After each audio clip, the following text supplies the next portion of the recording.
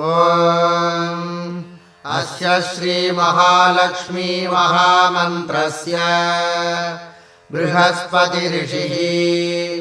अनुष्टुप् छन्दः श्रीमहालक्ष्मीर्देवता श्रीं बीजं ह्रीं शक्तिः ऐं कीलकम्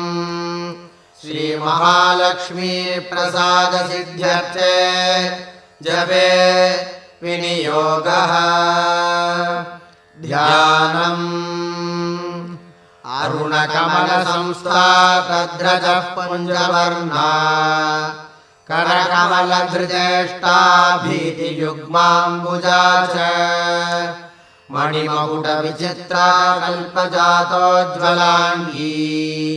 भवतु भुवनमाता सन्ततश्रीः सृजयै नः मूलमन्त्रः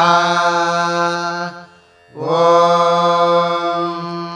श्रीं ह्रीं ऐं महालक्ष्म्यै कमलधारिण्यै सिंहवाहिन्यै स्वाहा ॐ श्रीं ह्रीं ऐं महालक्ष्म्यै कमलधारिण्यै सिंहवाहिन्यै स्वाहा।